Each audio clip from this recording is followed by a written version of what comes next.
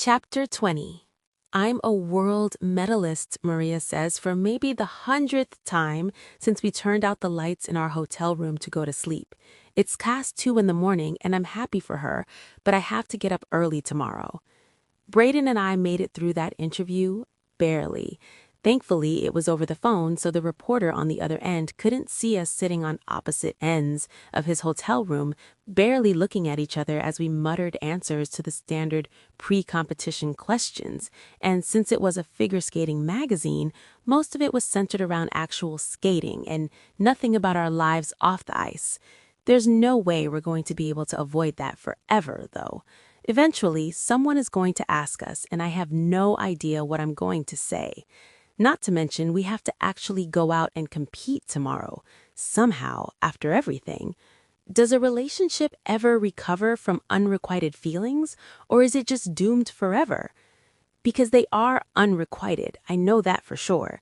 Maybe if Freddie had never come back into my life, maybe then, but he did come back, and I know what that feels like, and it doesn't compare, not even close. Maybe we'll be okay, though. Maria was in love with Charlie for years, and they're fine now. They went out today and killed it on the ice, so maybe Braden just needs time. Time to heal? Time for him to get over whatever it is he feels for me? We don't have time, though. We have, I checked the clock, 18 hours, most of which I'm supposed to spend sleeping. You're a world medalist, I repeat back to my little sister, shifting against the mattress, trying to get comfortable. You did so well today. Is it weird that it's under my pillow? No, I whisper, pulling the blankets closer to my chin and feeling my eyelids start to droop. That's normal. I mean, we came in third and we still have another year or two as juniors. Maybe we'll even be ready for Milan instead of waiting for another Olympic cycle. I mean, like you and Braden didn't even medal last year, and look at you guys now. You're like huge stars. We are going to be so famous. I talked to Charlie's dad about sponsorships at the party tonight, and he said he's going to look into it. Can you believe it? I can, I say. You've worked hard. You deserve it. Maybe he'll be able to talk to Nike about us too. I mean, if they're signing up one Russo sister, why wouldn't they want another? Everyone knows that people care about pairs more than ice dance. No offense, but that's the truth. It would be wild if we were able to bring in that kind of money. I wonder what else Charles could get us. Those big money sponsors love Olympic athletes. We'd never have to worry about money ever again. She's still talking as I drift off to sleep, but it's the last thing I hear and the first thing I remember when my alarm goes off 8 hours later. I might not be able to do anything about the complete shit show that has become my personal life, but the business stuff, that I can handle, or at least I have to try. If the last few weeks have taught me anything, it's that there's only one person responsible for my happiness, and that's me. And I refuse to let what happened to Elisa happen to me too. I love my dad, but my money isn't his, and I need to make sure that's clear. I don't mind helping out, but after what happened at the restaurant, I need those accounts to be in my name only. No more handing my card off to be swiped and rejected because Elisa decided she needed a new dress or Dad felt like splurging at Brooks Brothers. And once that is out of the way, I'll be able to focus on the only thing that should matter today. Braden and I going out there tonight and bringing home a gold medal. One problem at a time, though. Maria isn't ready when I get back to the room. Where were you? I had a meeting with Charles about making sure my money is put where it needs to go. You should talk to him about it too, actually, once he gets you those sponsorships you talked about. I don't mind helping out with bills and stuff, but Elisa's shopping sprees are not what it's for. Maria snorts and nods. I'll make sure Charlie talks to him about it for us. Good. What do you think? She spins around in a bronze sequined shirt and winter white jeans that match the white of the medal's thick ribbon. You brought a bronze shirt? I brought a gold, a silver, and a bronze shirt, just in case. Smart. Maria beams at me a little too brightly for such a small compliment, and I resolve to give her more in the future. I know how overlooked she feels sometimes. There's a knock on the door, and I know that knock, which is ridiculous, but if you know someone long enough, you know weird things about them like that. Braden knocks firmly, almost impatiently, like he's going to pound on the door next if you don't open up in a few seconds. "You ready?" he asks when I open the door. "As I'll ever be." "What's that supposed to mean?" he snaps. I shake my head. "Nothing. Let's go." "Yeah, this is going to go great." The training rink is bustling when we arrive. There's only one competition left to go, ice dancing. But tomorrow, the winners from every discipline will skate in a gala to celebrate the ending of the World Championships. So a lot of the athletes are around working on their exhibition routines. It's one of the things sort of unique to figure skating, having a fun routine set aside to celebrate the sport and not for competition. Braden and I skate to the finale song from Grease, and it's so campy and over the top that it's a blast to skate. That's for tomorrow, though. Today is all thrones and making sure every detail is perfect for the judges. There's only one thought in my head as we warm up, skating simple patterns to get ready to train.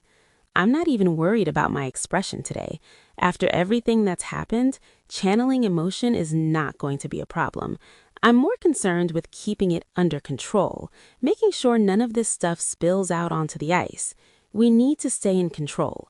Our first order of business is to get that lift right, the one that caused so much stress the last couple of days. If we can nail that right at the start of training, hopefully everything else will fall into place. And that's exactly what Camille asks for when we get started. Show it to me safely and we'll go from there. We skate together, building up some momentum like we'd have if we were in the middle of the program, and when I start to let him take my weight, he bails completely, doesn't even try. "What the hell?" I say, skating back to him. He's got his hands down on his knees and he's breathing hard, even though we've barely done anything yet. He lifts his head a fraction, and I can see there's some kind of panic in his eyes. "Braden, are you hurt? What's wrong?" He shakes his head and takes a steadying breath, circling away from me. "Let's go again." We do, and this time he manages to lift me a little bit more, but not much, and he sets me down on the ice before skating away from me, hands on his hips. "Fuck!" he yells out, and it bounces off the ice to every other competitor and coach in the rink. "Can you do this?" I mutter to him. If he can't, I need to know.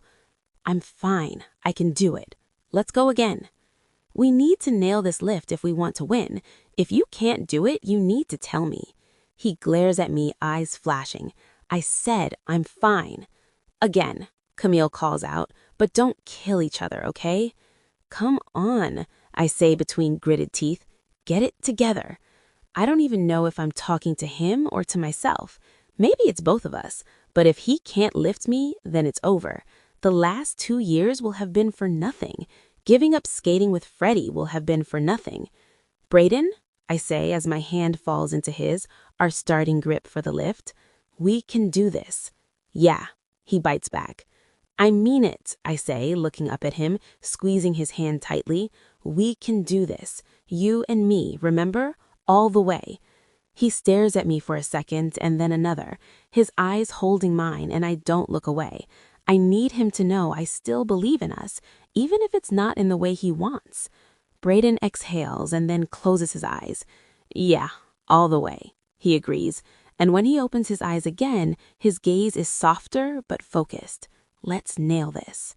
We move across the ice, finding the edges of our skates together, and then his hands slide around my waist, and with a pull, I'm up in his arms, in the air, his grip firm, his hold sure, and I let out a breath as he sets me down again. There it is. That was perfect. "Perfect!" Camille shouts at us. "Now do it again." And we do, 3 times before it feels good to me, and maybe, more important, before Camille's satisfied that our inability to do it was a total fluke. And maybe it was. Maybe we'll be fine out there, even with all this bullshit between us. No, that's not fair. It's not bullshit, it's just a lot.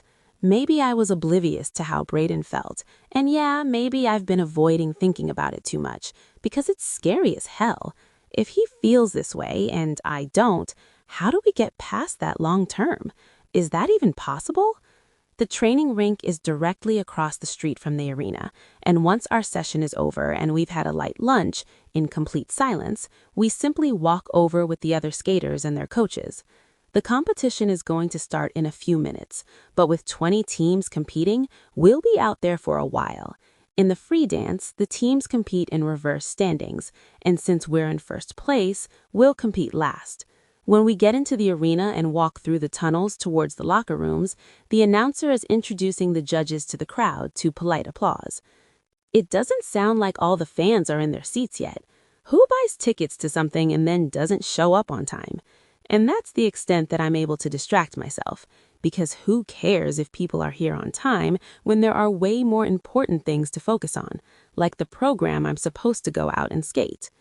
Love and betrayal is what our routine is about, and I've had more than my fill of those things in the last few weeks. Part of me would rather go back to a time before I understood exactly what my character was supposed to be feeling. But there's some sense that, at least, even though it all sucked so much, I'll be able to use it for good, that my performance will be that much better for it. Maybe, hopefully, it'll leave the judges in awe and maybe make the audience shed a tear or two. Part of being a figure skater is knowing how to kill time, and I've become a pro at it over the years. My routine is simple: stretch, meditate, listen to a classical music playlist that keeps me calm, and repeat. Then as we get closer, I add in our music and do some choreography run-throughs, but keep alternating the stretching and meditating. Somewhere in the middle of all that, I lose track of time and it all melds together until Camille knocks on the door for our time check. Brayden and I change into our costumes and then I get my hair and makeup ready. My entire career up until now, I always competed with my hair up, but playing this character, a dragon queen, my hair has to be down.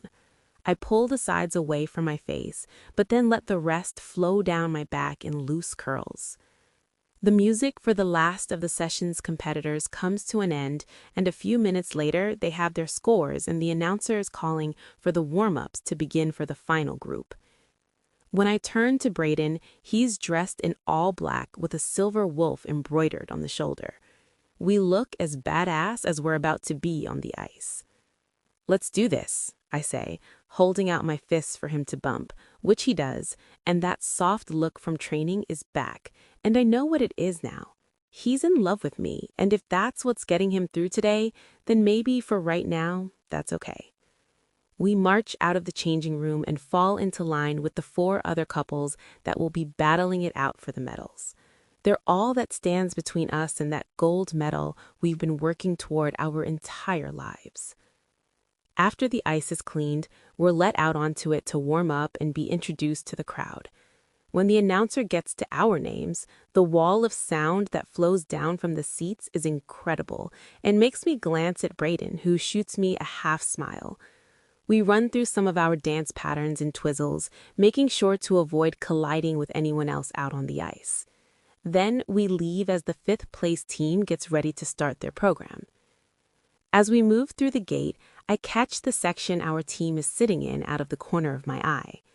Charles, Dad, and Elisa are at the edge of the row, with Jillian and Katya beside Elisa, but my gaze travels down the line, and there they all are, Riley and Ben and Jimmy and Maria and Charlie, but there's one face missing. I scan the section, thinking maybe he's sitting with Georgia and Harry, but they're in the row behind the others, and no Freddie, not even an empty seat. He's not here, and yeah, that's okay, I get it. "You okay?" Camille asks when she catches the direction of my gaze. I tear my eyes away. No amount of staring is going to make him suddenly appear. Nodding my head, I follow Camille as she leads me back through the curtain to wait out the next 4 routines before I skate out on the ice with my partner and win this whole damn thing.